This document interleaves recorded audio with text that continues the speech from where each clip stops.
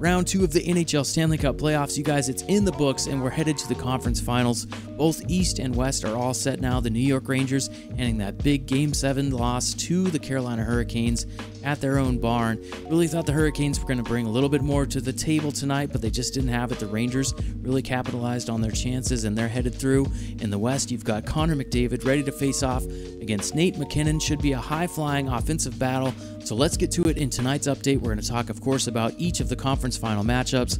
I also want to talk a little bit about what went down in round 2 and how we ended up where we are today. It's going to be a great conference final. Can't wait for it. We've got great matchups. We've got the Colorado Avalanche going against the Edmonton Oilers. And in the East, you've got the New York Rangers moving on to face the two-time defending Stanley Cup champions, Tampa Bay Lightning. Should be great. So let's break it down. So that matchup out west, you got the Oilers coming off of that big defeat of the Calgary Flames in the Battle of Alberta. They're going to go into Colorado tomorrow, Tuesday, to kick that series off. Connor McDavid has been unbelievable throughout the playoffs. He's leading pretty much every category statistically, and he's put the whole team on his shoulders. But it's not just him that has been amazing. You've got great contributions coming from Leon Draisaitl, of course, Evander Kane, not everybody's favorite guy, but he's scoring a lot of goals, setting records along the way. And as much as we like to joke about Mike Smith and some of his moments along the way in the playoffs, he's been pretty good for the Oilers. He's putting up pretty good statistics in goal there. If you want to go check him out, he's putting up one of the highest goals saved above expected in the NHL. So it's going to be very important for him to stay consistent, not have any more of those crazy moments like he did there in the second round. He gave up that one goal that was like the length of the ice, kind of a rainbow shot down towards the zone there, and you just can't see that stuff anymore as you go into the conference finals. So the Oilers coming in, got to keep pushing with Connor McDavid, that transition, that high-flying attack. You want to see them continue what they're doing, don't take the foot off the gas, and see what Colorado can do as far as trying to defend that transition game that McDavid and Draisaitl and Evander Kane are bringing to the table. The Avalanche, they just have a depth of players. They got Mikko Rantanen, Gabriel Landeskog, Cale Makar, Nate MacKinnon. Darcy Kuemper's playing good in net for them. He's not been amazing, but he's been good enough. So you want to see them continue to push the effort up the ice, hit the offensive zone, get to the middle of the ice, create traffic in front of Mike Smith and some chaos, make his day very complicated. You don't want to make things easy on him. You got to get traffic in front and be very aggressive, feeding the puck down into the Oilers zone. Flip the script on them a little bit, just like the Rangers did to the Hurricanes. The Hurricanes really didn't like playing defense, and they took a lot of penalties, and that's what I would like to see the Avs do to the Oilers if they have a good chance of moving on. Just kind of flip the script a little bit, make the Oilers play a game that they don't like playing, and that's defense. The Avs coming into the conference final, this is the first time they've been there since 2002. They lost in 7 games back then against the Detroit Red Wings. Back in those days, all those crazy battles between the Avs and Red Wings. Really great to see the Avs get back to the conference final. It's been a long time. Edmonton getting to the conference final, that's the first time since 2006 when they advanced there to the Stanley Cup final. I think they beat the Sharks that year and moved on, and they actually lost to the Carolina Hurricanes in the Stanley Cup final. So there's the setup a little bit for you coming through. The Blues did a pretty good job of neutralizing Nate MacKinnon throughout that series until Game 5 when he had 4 points in that game and kind of propelled the Avs forward in that series, including his second career playoff hat trick in that game.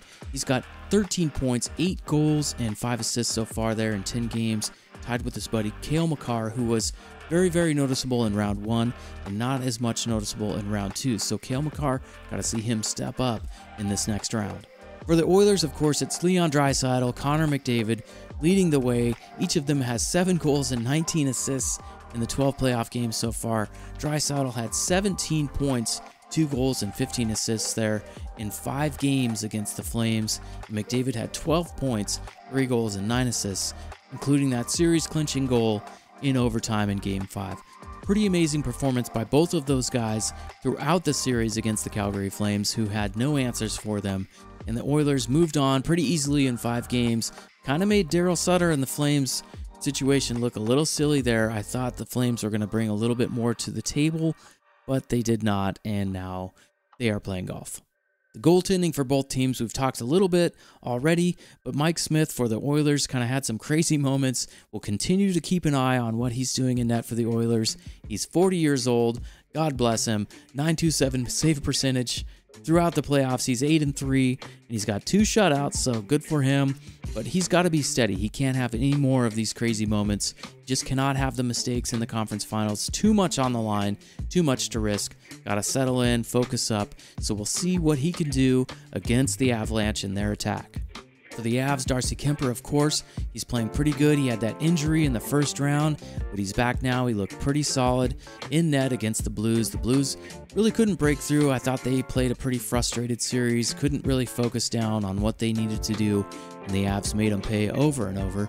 Kuemper maybe a little bit less consistent so far in the postseason. He's got a .904 save percentage. He's 6-2 and 2.44 goals against average, but he's backstopped this team to the conference final for the first time since 2002, and he's looked pretty solid doing it. I don't have any doubts about him, but I would like to see him just be a little bit more consistent as we go into this series against the Oilers. He's going to have to be steady early because I would expect the Oilers to come in, high-flying attack, moving the puck, and getting a lot of shots on net quickly.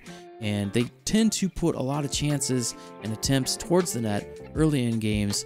I wouldn't expect any less here in the conference final. Get that crease cleaned up, get your legs ready, get your skates moving, because the Oilers are going to come fast and furious. Connor McDavid can smell the Stanley Cup final. It's within his reach finally, and I would not mess around early in games against the Oilers in this series. We of course know that special teams are going to be very important for both of these teams.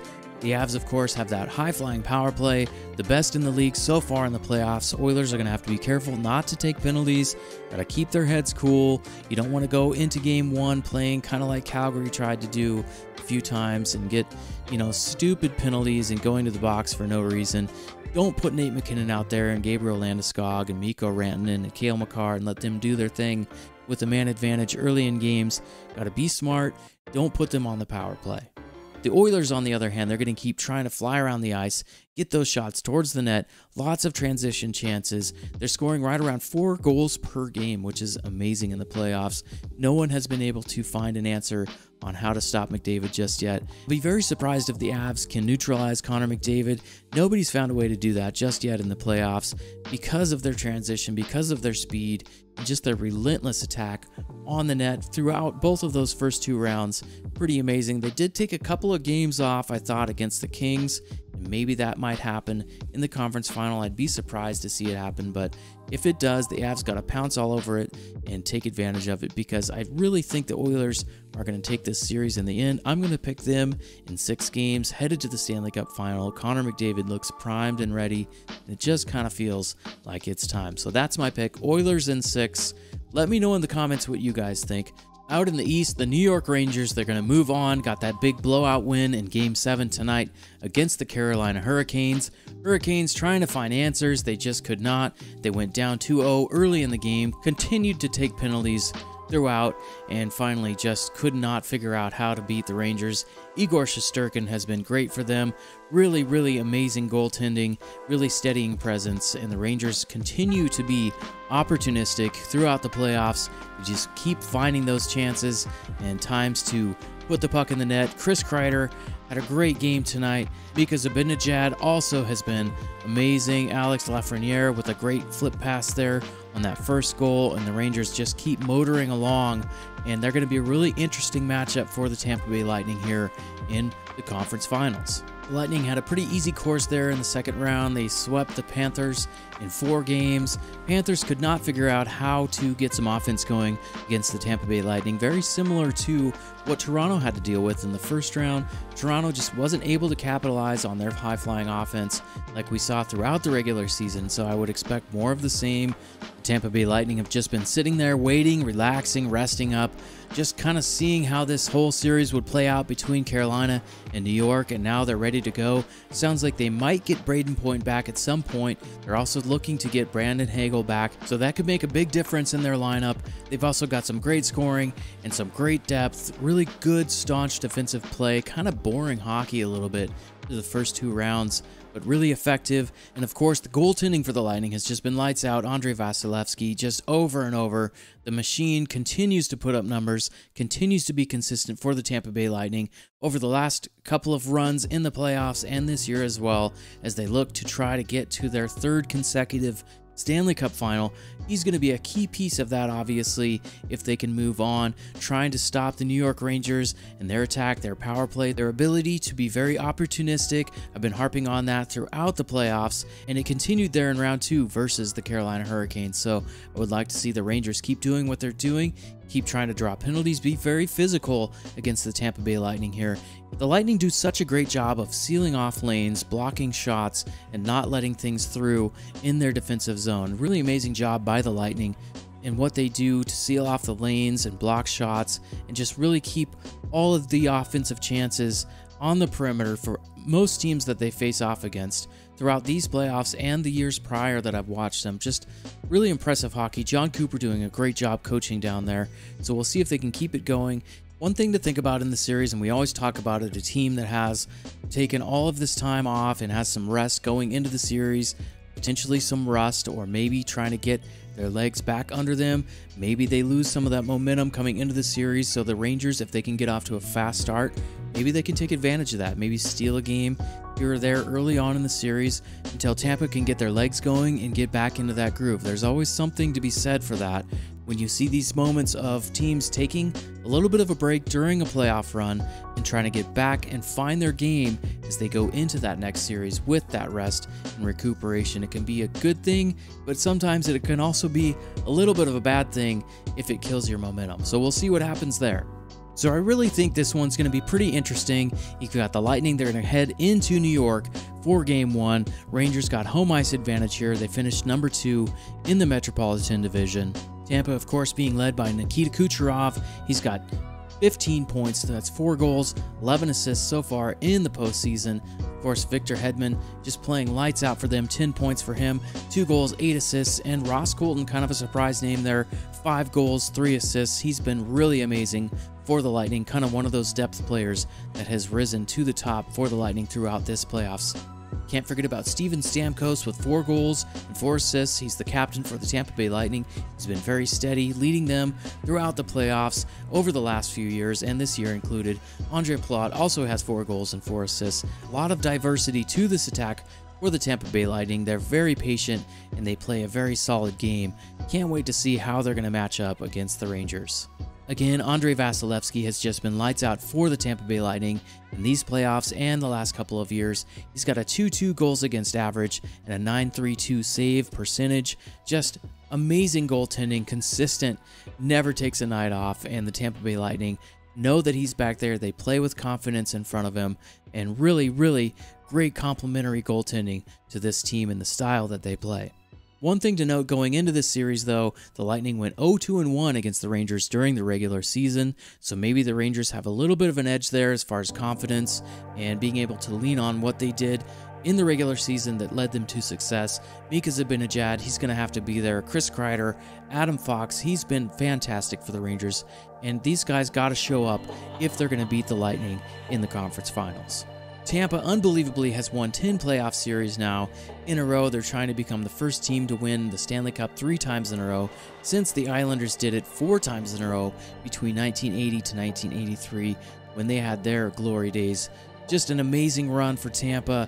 Can't wait to see what happens. Going to be an amazing matchup against the Rangers, and we're going to see who moves on from each conference into the Stanley Cup final. Can't wait to cover it and give you guys updates as we go through these series. So guys, once again, thanks for dropping by the channel. I'm going to keep the updates coming throughout the conference finals and into the Stanley Cup final. I really appreciate you stopping by. If you want to hit that subscribe button or that like button, it does help me grow the channel and keep the updates coming to you. I love the feedback, love all the comments. Give me your predictions down in the comments. Who do you think is going to win the Eastern Conference final between the New York Rangers and the Tampa Bay Lightning? And also, who do you think is going to come out of the West? Connor McDavid and the Edmonton Oilers, or Nate McKinnon and the Colorado Avalanche? Would love to hear what you're thinking. What are your thoughts? Who do you think is going to be that X factor, and which team is going to rise to the top here as we head into the final part of this season and the playoffs? It's been a great ride. I've had a lot of fun covering it for you guys. Thanks for coming back to the channel. Keep coming back, and I'll keep the updates coming for you as consistently as I can. Have a great night. We'll talk to you guys again real soon.